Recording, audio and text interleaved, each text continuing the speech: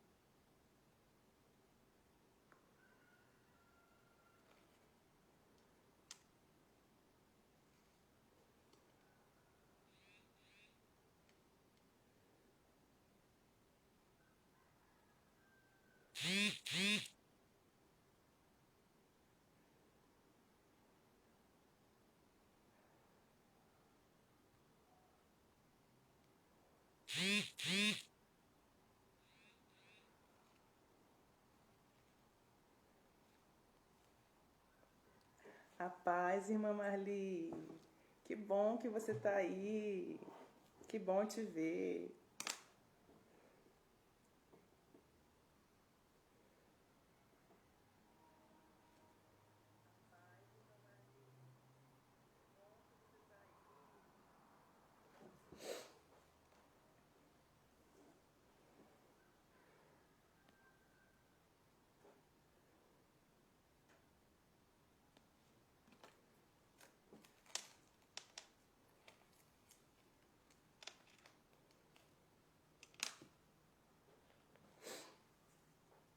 Ajeitar o cabelo, olha, esse negócio de acordar às 6 da manhã, só porque a gente quer mesmo aprender mais de Deus, não é verdade?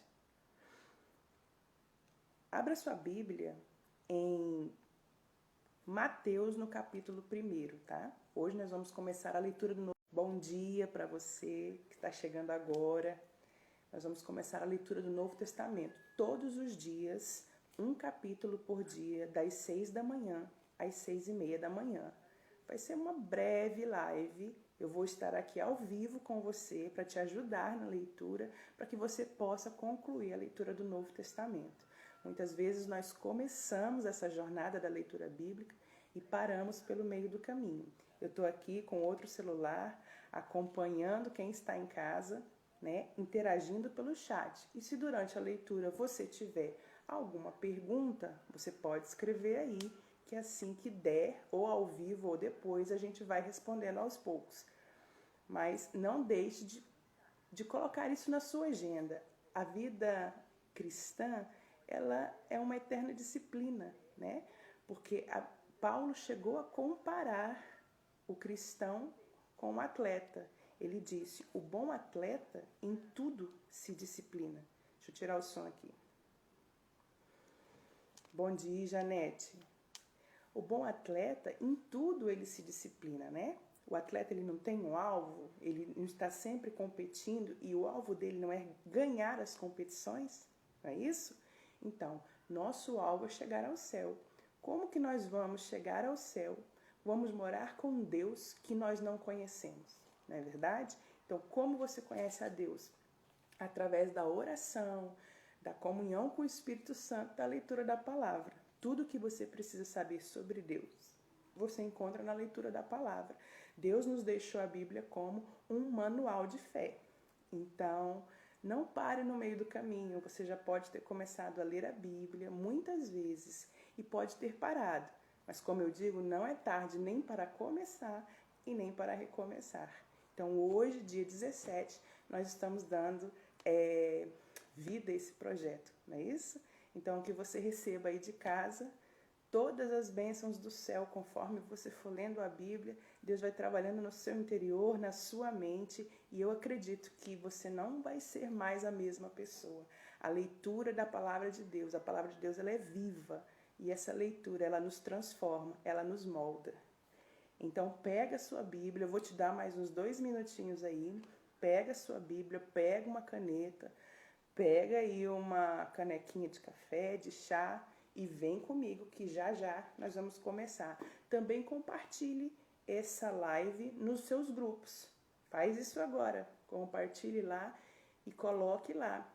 se a pessoa não vê e não participar com a gente ao vivo, ela vai ver mais tarde e vai fazer a leitura dela também. Amém? Enquanto as pessoas vão compartilhando, eu vou fazer uma breve oração, tá bom? Não sei de que lugar que você está nos assistindo, mas coloca aí nos comentários o lugar, qual é a cidade que você está nos acompanhando. Paz do Senhor e Janete.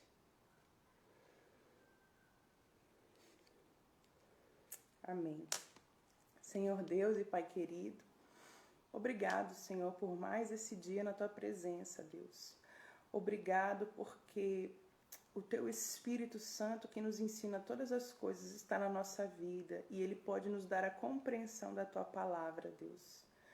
Então, nesse dia, onde nós vamos ler a Tua palavra, nos dê a compreensão daquilo que lemos. Não, Senhor, segundo a nossa interpretação, mas segundo a interpretação correta daquilo que realmente o Senhor está falando aos homens através da Tua palavra. Abençoa, Senhor, o meu desejo, o desejo de quem está comigo, de conhecer-te mais. Senhor, abre o nosso entendimento, abre o nosso coração, fortalece a nossa fé. Porque a fé, Senhor, ela é como uma planta que precisa ser regada e adubada.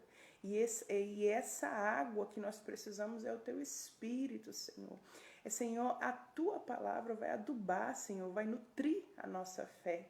Então, em nome de Jesus, nos abençoe nesse dia, Senhor. Nos dê entendimento, nos dê compreensão. Visita-nos, ó Deus, nessa hora. Enche-nos de graça, de paz, de poder, da Tua presença, Senhor. A pessoa que está comigo do outro lado, visita também na sua casa. Que esse seja dia de paz e de presença de Deus em tudo que ela fizer. Dia de vitória, Senhor, sobre todas as suas necessidades, ó Pai. Nós te apresentamos esse momento e te agradecemos pelo Teu sacrifício na cruz que nos permite hoje nos achegar a Ti, assim, dessa maneira, Pai. Em nome de Jesus. Amém? Vamos lá? Vamos começar? Então, vamos começar o Novo Testamento. O primeiro livro do Novo Testamento é Mateus. Então, nós vamos começar lá no capítulo 1 do livro de Mateus. E diz assim, capítulo 1, versículo 1. Livro da geração de Jesus Cristo, filho de Davi, filho de Abraão. Vou abrir um parênteses para você. Esse primeiro capítulo, do versículo 1 ao versículo 17, ele vai falar da genealogia de Jesus. Para quem não sabe o que significa genealogia, nós estamos falando de citar, de falar da família, né, da geração, ou seja, de quem gerou, dos seus ancestrais. Ou seja, ancestrais é quem veio antes de você, né? São seus pais, seus avós, seus bisavós. E também fala dos seus descendentes, no caso são seus filhos, são seus netos. Então, como ele vai falar da geração de Jesus, a paz, Eleonora, tudo bem? Pegou sua Bíblia? Como ele vai falar sobre a genealogia de Jesus, então ele vai falar sobre quem veio antes de Jesus até chegar em Jesus. Os judeus, eles levam muito a sério essa questão da genealogia, da sua genealogia, porque eles mantêm a tradição, né, de saber e de contar aos seus descendentes as histórias dos seus antepassados. Então, você vai ver aqui no livro de Mateus, ele relatando a genealogia de Jesus. Quem veio antes de Jesus? Quem foi pai, avô, bisavô, trisavô, enfim. De quem Jesus é descendente, tá? Então, isso é o que você vai ver do versículo 1 ao 17. E tem mais uma coisa. Geralmente, se cita o nome dos homens, tá? Alguém acordou ali. Cita-se o nome dos homens, mas na genealogia de Jesus nós vamos ver que são citadas algumas mulheres. Bom dia. Acordamos. Vem ler comigo? Sim. Amém. Acho que eu vou ter convidado hoje, no primeiro dia. Senta aí.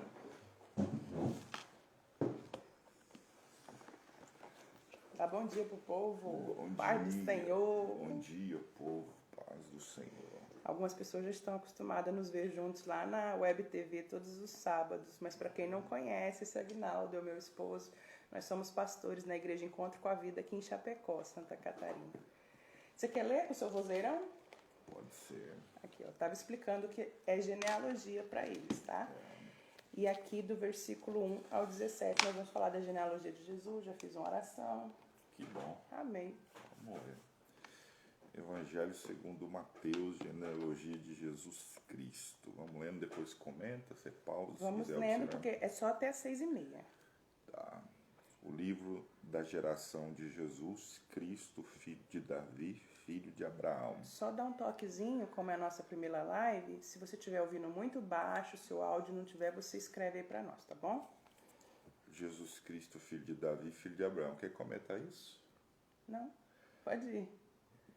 Abraão gerou Isaque, Isaque gerou Jacó, Jacó gerou Judá e a seus irmãos. E Judá gerou a Tamar. Então, aqui eu quero abrir um parênteses. Eu estava explicando que na genealogia sempre cita-se o nome dos homens, né? Mas na genealogia de Jesus nós vamos ver citar o nome de algumas mulheres, que eu não vou comentar agora quem são, mas foram mulheres de importância na Bíblia, né? Tem um porquê delas terem sido citadas. Então, Judá gerou de Tamar. Tamar era uma mulher, tá? Se você quiser sublinhar aí, mais pra frente nós vamos saber quem era Tamar. Judá gerou de Tamar a Pérez e a Zerá. E Pérez gerou a Esrom, e Esrom gerou a Arão.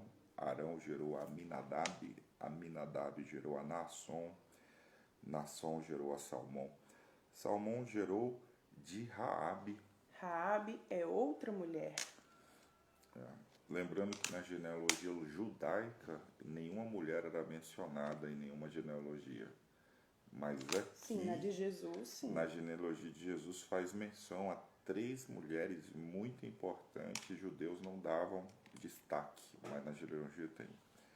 Salmão gerou de Raabe a Boaz. Boaz gerou de Ruth. Ruth, outra mulher. Pode sublinhar aí. A Obed gerou a Jessé. E Jessé gerou ao rei Davi, e o rei Davi gerou a Salomão. A Salomão, da que foi mulher de Urias. Não cita o nome dela, mas cita a pessoa dela. Era Betseba. Então, já pode sublinhar aí também, a mulher de Urias. Temos Tamar, Raabe, Ruth e a mulher de Urias, Betseba. E Salomão gerou a Roboão, Roboão gerou a Abias, Abias gerou a Asa, Asa gerou Josafá, Josafá gerou Jorão, Jorão gerou Uzias, Uzias gerou Jotão, Jotão gerou Acás, Acás gerou a Ezequias, Ezequias gerou a Manassés. Aqui é só rei, né? Só rei. Jesus vinha de uma linhagem de reis. Não sabe o que é significado de deportação, imagina a seguinte situação. Eu tenho um parente que foi para os Estados Unidos e ele foi deportado para o Brasil. Então, ou seja, ele foi trazido de volta para o Brasil e a deportação não é algo voluntário. A pessoa não voltou para o Brasil por livre e espontânea vontade. Ou seja, as pessoas daquele país trouxeram ele para outro lugar. Então, nesse caso, Israel vai chegar um tempo que reis vão invadir Israel e vão levar as pessoas cativas. Então, elas vão sair como escravos para outro país. Elas vão ser deportadas. O cativeiro, né? Isso. Jeconias gerou Salatiel, Salatiel gerou a Zorobabel, e Zorobabel gerou Abiúde, Abiúde gerou Eliaquim, Eliaquim gerou a Azor, Azor gerou Zadok, Zadok gerou Aquim, Aquim gerou Eliúde. Depois dessa deportação, nós vemos pessoas de linhagem real, porém não eram mais reis. Eliúde gerou Eleazar, Eleazar gerou a Matã, Matã gerou a Jacó, Jacó gerou José, marido de Maria. Opa, citou mais uma mulher, Maria. Da qual nasceu Jesus, que se chama o Cristo. Então, você vê, nós tivemos muitos nomes aí, você não vai conseguir gravar todos eles, não tem quem consiga gravar todos, mas é aquilo que nós falamos no começo, a importância que tem para o judeu saber da sua genealogia. E Mateus fez questão de registrar isso aqui nos primeiros capítulos, né, nos primeiros versículos do seu primeiro capítulo, sobre a genealogia de Jesus, para que você entendesse de quem Jesus é descendente. Apesar de que ele diz, no versículo 16, Jacó gerou a José, que era marido de Maria, da qual nasceu Jesus. Então Jacó era pai de quem? De José ou de Maria? Jacó gerou José. Era pai de José. Ele não era pai de Maria. Tá? Então, quando você vê essa citação, ele continua citando o nome do homem. Você vai ver mais para frente que Jesus foi para o ventre de Maria através da obra do Espírito Santo. Se você fosse ver biologicamente, ele não era filho de José, ele não era descendente de José. Mas Deus faz questão de citar José como pai de Jesus, né? Nós vamos estudar isso mais para frente. De sorte que todas as gerações, desde Abraão até Davi, são 14 gerações. Desde Davi até a deportação para a Babilônia, 14 gerações. Desde a deportação para a Babilônia até Cristo, 14 gerações. Veja, posso comentar? Pode, só mais alto um pouquinho. Não sei se vocês estão escutando baixinho. A minha voz eles escutam. Deus se move de maneira cíclica na história. Então você vê intervalos de 14 gerações, 3 intervalos de 14 gerações, um grande acontecimento. Então nós temos um intervalo que foi de Abraão, onde Deus faz uma aliança com Abraão, até Davi, aonde Deus faz uma aliança com Davi. 2 grandes homens aliançados com Deus. De Abraão até Davi, um ciclo de 14 gerações. Sim. De Davi até um outro grande acontecimento. Um outro grande momento. Que foi o momento em que Israel se desvia completamente de Deus e por isso Deus permite o cativeiro babilônico. Que eles sejam deportados da sua terra. O povo que era acostumado a reinar agora vai ser escravo na Babilônia. De Davi até esse momento da escravidão, um ciclo de 14 gerações. E da deportação da Babilônia até Jesus, ou seja, do caos total, até Jesus chegar para arrumar a casa, um outro ciclo de 14 gerações. Deus se move em ciclo. A sua vida também se move em ciclo. Israel teve altos e teve baixos, mas Deus estava esperando o tempo certo, tanto que o tempo que Jesus veio, a Bíblia diz que Jesus veio na plenitude dos tempos, ou seja, Jesus veio no tempo certo, no tempo que Deus preparou para ele vir. Na minha e na sua vida, existe o tempo certo para tudo que Deus quer fazer. Quem sabe você está num ciclo como esse, um ciclo de baixa, um ciclo de escravidão, como era o ciclo do cativeiro babilônico. Mas Jesus já estava chegando para quebrar aquelas cadeias de opressão e de escravidão e inaugurar um novo ciclo de Deus na história do povo de Deus. Amém.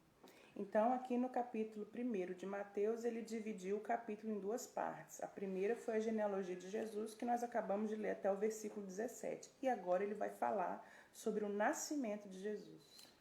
Ora, o nascimento de Jesus Cristo foi assim, que estando Maria, sua mãe, desposada com José... Desposada é o quê?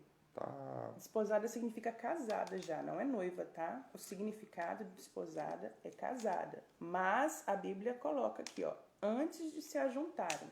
Deixa eu fechar aquela portinha ali, né? Tá fechada. Tá, não. Desposada com José, antes de se ajuntarem, achou-se ter concebido do Espírito Santo. Então José, seu marido, sendo justo e a não queria infamar, intentou deixá-la secretamente. Olha que bonito, né? A gente vai ver uma das características de José, que Deus escolheu para ser o pai de Jesus. Ele diz, José era justo.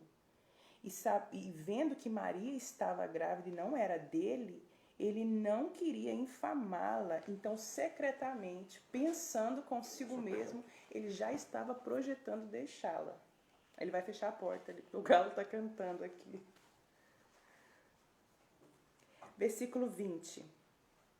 E pensando ele nisto, eis que em sonho lhe apareceu um anjo do Senhor, dizendo: José, filho de Davi, não temas receber a Maria, tua mulher. Tá vendo como ele já estava casado?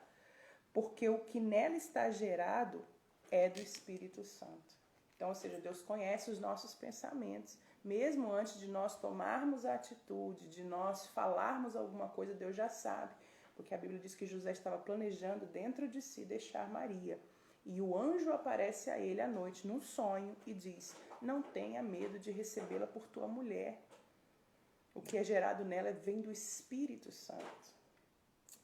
E dará à luz um filho, e chamarás o seu nome Jesus, porque ele salvará o seu povo dos seus pecados. Olha só, aqui já fica muito claro qual era o motivo da vinda de Jesus ao mundo. Eu acho engraçado, às vezes tem algumas pessoas que não conhecem a Cristo e elas comentam assim: eu preciso ser salvo do quê? Para que eu tenho que aceitar Jesus? Vocês que são crentes dizem que a gente tem que ser salvo, ninguém tem que me salvar de nada. Mas aqui já deixa muito claro, ó, Jesus salvará o seu povo dos seus pecados. É interessante, Jesus não vai salvar o seu povo do inferno. Porque o que nos leva para o inferno? O pecado. É os nossos pecados. Jesus vai nos salvar dos pecados. É por isso que se você diz que tem um encontro com Jesus, mas permanece escravo do pecado, a obra de Deus não está completa na sua vida. Porque ele veio chamar os pecadores o quê? Ao arrependimento. Ao arrependimento. A obra de Jesus na minha e na sua vida é te libertar dos pecados. Ele morreu naquela cruz para quê? Para que houvesse perdão, para que houvesse remissão dos nossos pecados. Mas por que é importante entender isso? Porque Deus não quer te salvar do inferno. Deus quer te salvar do que pode te levar para o inferno. E o que te leva para o inferno? Os seus pecados. E para os seus pecados, Ele providenciou perdão e depois do perdão, a libertação. Você não se tornar constantemente escravo do pecado, reincidente nos mesmos pecados. E o que é pecado? Pecado é toda transgressão, toda violação aos mandamentos de Deus e à lei de Deus. Não matarás. Então, matar é pecado. Não matarás, não roubarás, não darás falsos testemunhos. Mentira é pecado. Tudo isso é pecado. Jesus ele chega a dizer que o pecado está lá também dentro do coração, né? Antes de Jesus, adultério era o fato consumado. Quando Jesus chega, ele fala: não, adultério é possível adulterar só dentro do coração. Homicídio era só o fato consumado, matei alguém. Jesus falou: não, é possível você matar alguém dentro do coração, odiando sem causa, né? Então tudo isso é pecado. E tudo isso aconteceu para que se cumprisse o que foi dito da parte do Senhor pelo profeta, dizendo: eis que a virgem conceberá e dará à luz um filho, e chamarão o seu nome Emanuel, que traduzido é Deus conosco. Olha que lindo. E José? E José, despertando do sono, fez como o anjo do Senhor lhe ordenara, e recebeu a sua mulher. E não a conheceu até que deu à luz seu filho, o primogênito, e pôs-lhe por nome Jesus. E o que significa não a conheceu? Não, ele não teve relações íntimas com ela. Porque a Bíblia ela usa uma linguagem suave, uma linguagem não obscena, uma linguagem não explícita em tudo quando é relacionado a sexo. A Bíblia é uma linguagem santa, né? Não coabitou, não a conheceu, não se deitou. E José não teve relações sexuais com Maria até que deu à luz seu filho primogênito e pôs-lhe o nome de Jesus. E seu filho primogênito por quê? Porque Jesus foi o primeiro filho de Maria. Mas não foi o único. Não. Maria vai ter outros filhos Depois de Jesus. depois de Jesus. Sabe o que é interessante também? Você voltar aqui no versículo 22, ele diz assim, ó, tudo aconteceu para que se cumprisse o que foi dito da parte do Senhor pelo profeta. Então, a vinda de Jesus já havia sido profetizada nas Escrituras ali no Antigo Testamento pelos profetas. Na época, eles não tinham a Bíblia como nós temos hoje, mas eles tinham os livros dos profetas, o livro do profeta Isaías, o livro do profeta Jeremias. Então, a vinda de Jesus já havia sido profetizada aos judeus por esses profetas. Então, em muitos momentos, a partir daqui da leitura do Novo Testamento, você vai ver uma citação que diz assim, e isto aconteceu para que se cumprisse o que foi dito pelo profeta. Então, Jesus, ele veio, né, sua vinda já estava programada, premeditada, né, Planejada, profetizada, já era uma promessa, mas depois você vai ver também que os judeus não reconheceram Jesus como seu Messias, que havia de vir, e até hoje o povo judeu espera o seu Messias. Mas Jesus era o Messias que havia de vir ao mundo, e ele veio tal como foi profetizado pelos profetas antigos. Tudo que Deus vai fazer, ele primeiro prediz o que fará. O povo de Deus ficaria escravo 400 anos no Egito e Deus levantaria um libertador. Isso foi profetizado. Deus predisse que aconteceria isso, falou isso a Abraão muitos anos antes de Jacó descer para o Egito, José descer para o Egito. Quando Israel aqui, nós lemos, foi para o cativeiro babilônico, Deus também enviou profetas para dizer, olha, vocês estão rebeldes e eu vou entregar vocês na mão de Nabucodonosor, eu vou entregar vocês para serem cativos em outra nação. E Jesus a mesma coisa. Jesus foi predito detalhe por detalhe de sua vida. Foi predito aonde ele nasceria em Belém de Judá. Foi predito a cidade onde ele cresceria, onde ele pregaria. Foi predito a sua morte, foi predito a sua roupa, foi predito que nenhum de seus ossos se quebrariam na cruz, foi predito detalhes. Os dois ladrões, à esquerda e à direita, os ossos foram quebrados. Mas Jesus, quando eles chegaram para quebrar os ossos de Jesus, eles quebravam para que tivesse uma morte mais rápida. Mas Jesus, quando eles chegaram para quebrar as pernas de Jesus, Jesus já estava morto. Até isso foi profetizado. Para que se cumprisse a Escritura, nenhum de seus ossos será quebrado. Então, detalhes grandiosos. E quando a gente lê isso, a gente sente uma paz tão profunda que é aquela certeza, Deus está no controle de tudo. Amém. E o que Ele quer fazer na história, Ele vai fazer. Tal como Ele programou. Nenhum tio, nenhuma vírgula cairá de todas as palavras. Inclusive, no cenário atual, nós assistimos o cumprimento das profecias. O cenário de pandemia predito por Jesus e agora o cenário de guerra lá em Israel. Nós estamos olhando os acontecimentos ao nosso redor e estamos tendo a segurança, ao invés de entrar em desespero, como as nações estão aí, muitos sem Deus estão desesperados, nós temos a segurança. Está escrito, está acontecendo o que foi predito pelos profetas. E é interessante que nós só temos essa segurança porque nós conhecemos a palavra de Deus.